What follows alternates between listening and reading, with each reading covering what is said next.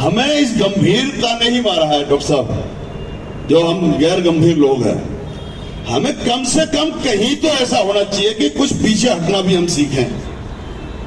गंभीरता नहीं होएगी तो कोई चीज निकल के नहीं आ सकती। मुझे बड़ा पीड़ा हो रही थी बैठे बैठे कि जिसे मौका मिला उन्होंने के बाद कर दूंगा बस काम। तो मेरा निवेदन है, चलो ये तो मैंने बात कह दी, ये आज हमारी खाली राष्ट्रीय जो कार्यकारिणी बनी है उसकी कमेटी सुझाव बनाने के लिए थी, भावी रणनीति बनाने के लिए थी। और ये बात ठीक है, नरेंद्र ने जो मेरा पड़ोसी है वहां हापुड़ में जिला पंचायत सदस्य, उसने दुख प्रकट करा। जिसको नहीं पता किस किस को बताएंगे। जब हमारा टेंट बाहर लग गया कार्यकारिणी की बैठक या रणनीति बनाने के लिए, वो एक अंदर होता है। आप तो राष्ट्रीय प्रवक्ता है हमारी पार्टी, इसके है समाजवादी, मेरी पूरी पार्टी पुरानी पार्टी थी। हाँ नहीं पुरानी राजकुमार जी, तो ये वहां रणनीति बनती। जो लोग आ रहे हैं, क्योंकि आज जोश और आक्रोश इतना है आदरणीय कसाना जी, नेपाल सिंह जी, कि लोग रुक नहीं रहे। मैंने कितने लोगों ने मुझे फोन करा, मैंने कहा नहीं तुम्हारा काम आज का नहीं है। तो यहाँ जो थे आ रहे थे, उनको यहाँ बैठाओ, खाना खिलाओ। रणनीतिकार बंद कमरे में बैठने चाहिए थे, वरना ये चौथा खंभा जो है इनकी तो खुराक यही तो है कि यार ये तो ऊपर लिख रहा है कुछ, हम भी अरे आज ये हुआ देखिए क्या कह दिया। तो कहने का मेरा मतलब, ये आज का जो सिस्टम है आज मुझे भी पसंद नहीं आ रहा। ये मजबूरी का सौदा है कि मुझे बोलना पड़ रहा। बहुत मेहनत करी आप लोगों ने, कुर्बानी कर रहे हो, सब कुछ कर रहे हो, लेकिन सिस्टम नहीं। तो मेरा निवेदन ये है कि, और एक मैं भाषण करता हूं को बता रहा हूं, क्योंकि मैं इसलिए बताने लायक हो गया हूं कि मैंने होश संभालती पैरों पर खड़ा हो गया था। छोटी सी उम्र से लड़ाई को लड़ रहा हूं कि वक्ता को मनोवैज्ञानिक भी होना चाहिए, साइकोलॉजिस्ट भी होना चाहिए स्पीकर को। उसे ये पता होना चाहिए कि सामने का माहौल क्या है। यार ये तो मैं आगे के लिए कह रहा हूं। अब मैं सुझाव दे रहा हूं, भाषण नहीं दे रहा। पहले तो मैं ये कहना चाहता हूं कि ये लड़ाई पहले आप ये तय करो कि ये क्षेत्रीय है या ये राष्ट्रीय स्वाभिमान को ठेस पहुंची है। राष्ट्रीय स्वाभिमान का अगर सिस्टम है, पहले तो मैं अपने परिवार वाले भाई जो मेरे आए हैं, गुजर हमारे मुस्लिम गुजर भाई आए हैं, मैं आपका तहे दिल का इस्तकबाल करता हूं। और मेरे जीवन की शुरुआत ही इनसे हुई थी। वन गुजरों से मेरी शुरुआत हुई थी 1992 में। नेपाल सिंह कसाना जी बने, जिनके घर से हमने आंदोलनकारी हम बने।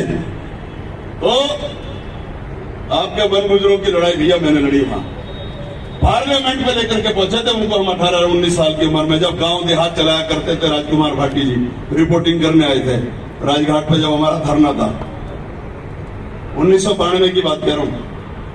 खैर, तो आज मेरा सुझाव ये है कि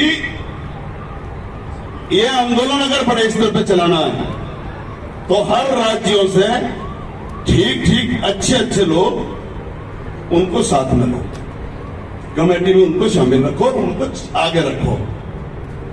दूसरी, इसकी एक बड़ी पंचायत होनी चाहिए।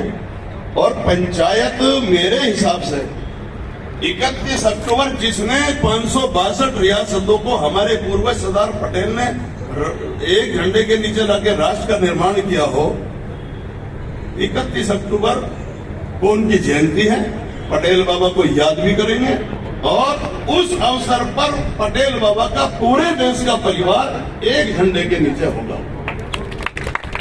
ये सुझाव मेरा। और एक हाथ जोड़ के निवेदन है, घोषणा हालांकि मैंने सुझाव दिया है, आधिकारिक घोषणा आप लोग सम्मिलित कर लोगे तो ही होगी। भैया इसको मत चला देना, अभी मुखिया ने किया बड़ा ऐलान, अभी रुक जाना, पहले असली पावर वो बैठी है। कल हमने पंचायत का आयोजन किया है देश की राजधानी में, और उसके संयोजक ये जो भी बच्चा बोल रहा था आलोक, ये विवेक, हरीश जी और नरेंद्र जी बैठे हैं। मैं इनको बाहर से अभी सपोर्ट कर रहा हूं क्योंकि ये लोग कभी लड़े नहीं हैं, तो इसलिए मैं देख रहा हूं कि ये कल क्या करेंगे। फिर भी अपनी फौज लेके हम पहुंचेंगे वहां। तो पूरी बिरादरी को शीश झुका के मैं सादर आमंत्रण पेश करता हूं, आप लोग कल वहां आओ और वहां निकालो अपनी अपनी पूरी भड़ास। तो मेरी तरफ से न्योता है सभी कोई, नरेंद्र भैया देखूंगा आप वाले कल वहां आ जाइए, जरा पंचायत है वहां। 2 आदमियों से मैंने देखूंगा, 2 आदमियों में आकर के सुझाव बहुत देने वाले मिले इस बिरादरी में, लेकिन संघर्ष के लिए हम देखेंगे कल भीड़ की जरूरत है, वहां आओ सब।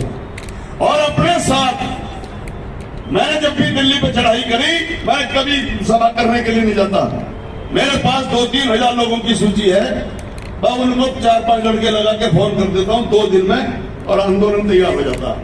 तो आप लोग सब अपने अपने साथ अच्छे अच्छे लोगों को लेकर के कल टाइम क्या है इधर,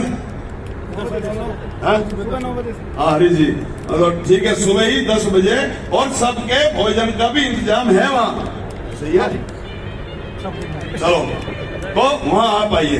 दूसरा, एक हमारी कमेटी बननी चाहिए, आदरणीय राजपाल सिंह कसाना जैसे, नेपाल सिंह कसाना जी, श्यामगिर बाबा मंदिर है हमारा, जहां से हम लोग गुजरात से हमारे जो बुढ़े आए थे, वहीं वो जो माता हमारा गुरुद्वारा है वो 24 का, ये ISBT से पहले सीरमपुर से आ गए, बाबा श्यामगिर बाबा का मंदिर IT पार्क के पास, आप लोग कल सादर आमंत्रित हैं। दूसरा मेरा जो सुझाव, एक प्रबुद्ध और शिक्षित और हमारे जो एडवोकेट्स हैं, इनका एक टीम बनाओ, कानूनी काम, तकनीकी काम ये लोग देखेंगे। युवा बहुत ज्यादा अपमानित महसूस कर रहा अपने आप को, क्योंकि वो उसमें और कोई धंधा नहीं है युवाओं पे, अब सिर्फ ये व्हाट्सएप और फेसबुक पे ही अपना गुजारा करते हैं, रोजगार तो मिला नहीं। तो इसलिए युवाओं की टीम बने और सबको सम्मान मिले। ये जो हम लोगों ने जो तथाकथित नेता बन जाते हैं ना, बस ठेका ले रखा है, भाई मैं ही बस मैं रहूंगा या मेरे अलावा कोई और आगे आएगा ही नहीं। हर युवा को गले लगा करके पूरा सम्मान देकर हम आगे बढ़ाएंगे, लेकिन युवाओं को भी मर्यादा में रहकर और इस समाज की लड़ाई लड़नी पड़ेगी। युवाओं का मोर्चा बनाओ, बहन बेटी बैठी है हमारी मातृशक्ति, महिलाओं की टीम बनाओ, ये ले लेकर के हमारे पास आधा दर्जन बहने हैं, भाई इन्हीं को लेकर के हम, इनकी संख्या क्यों नहीं बढ़ती, इनसे बात करके इनकी टोली बनाओ। फिर जो फौजी रिटायर हो गए हो, जो पुलिस वाले रिटायर हो गए हो, जो शिक्षक, सुभाष भाई अभी होना नहीं है ये, और एक संचालन करने वालों को कहना चाहता हूं, मेरा भाई भाटी जी आप सुन लो, संचालन करने का मुझे लगा कि परमानेंट आप ही रहोगे, क्योंकि आप अच्छा करते हो। तो मैं आपको एक सुझाव दे रहा हूं, जो भी कोई आता है, हर आदमी एक हैसियत रखता है, जिसका नाम लो उसका पूरा पहले परिचय उससे जानो और सम्मान के साथ उसको बुलवाओ। मैं बहुत दुखी हुआ जो आपने जो कि सुभाष जी आएंगे, सुभाष अपने आप में एक बहुत बड़ी चिंगारी है, 20-22 किलो की रेंज में इतना भारी भरकम लीडर नहीं मिल सकता। हमारे जो उसमें चलो बात हो गया उनका परिचय, तो मेरा मतलब एक ये भी सुझाव रखो सबका सम्मान के साथ।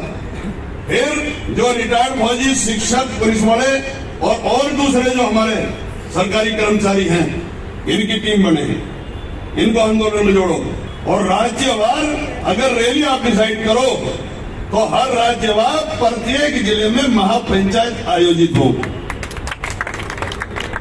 और जब महापंचायत आयोजित होगी उसके लिए स्वाभिमान समिति के जितने सदस्य हैं इन सबको प्रभारी बना दो, राज्यों में भेज दो, जिलों में भेजो, और ये अपना अपना मोर्चा संभाले। जब देखना क्रांति कैसे आएगी। और ये अगर एक बात और कि लग जाए आग पानी में, शरारत हो तो वैसी हो, और योगी बाबा रखे सदियों तक याद, बगावत हो तो वैसी हो। अगर निकलो तो पहले सोच समझ के निकलना, वरना आधा तो काम उन्होंने कर ही दिया धोखे से, अंधेरे में। हमें तो चोर डकैत वैसी बतावे लोग, और ये काम वही का कर दिए इन लोगों ने, लेकिन हम उसको मान्यता नहीं देंगे। जो कमेटी प्रस्ताव बनाएगी उसका मैं समर्थन करता हूं। ये तो ये रहा। दूसरा मैं ये कहना चाहता हूं, सबने खूब बातें कह ली, प्रस्ताव बहुत आए हैं, भाटी जी लिखने पे लगे हुए थे।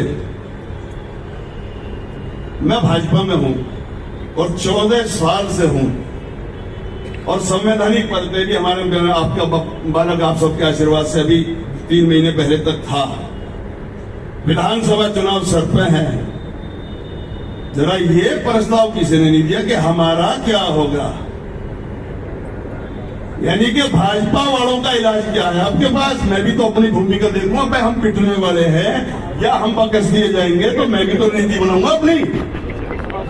एक ने भी नहीं दिया, क्योंकि यहां से निकलने के बाद सूचना जो देनी होती है। और भाई तुम तो बच गए, आज बड़ी मुश्किल से कान में कह के बचा लिया, तुम्हारे खिलाफ कुछ नहीं हुआ। गुरुजी इसको गंभीरता से लो, वरना मजाक बन जाएगा। मेरठ में कल वो दिनेश खटीक आया लखनऊ से मंत्री बन के, और मुझे शर्म आती है कि मैं उसकी क्रांति धारा से हूं। वहां गुजरों ने ट्रैक्टर ट्रॉलियों से पलक फावड़े बिछा रखे थे उसके स्वागत में, और यूं होड़ लग रही थी, मैं किसी तरीके से एक नजर मुझे भी देख ले। तो ये निंदा होनी चाहिए। मैं ये कह रहा हूं, हमारा क्या है तुम पे इलाज, वरना मैं भी कल भाषण देकर के मैं भी अपनी लाइन पकड़ूंगा टिकट की। यह इलाज करो। और हमारे लिए एक दूसरा प्रस्ताव, एक और, हमारी बिरादरी में हम गुर्जर भी बहुत बड़ी संख्या में है। ये योगी बाबा लग रहे हैं ना हिंदुओं को घर वापसी और घर वापसी।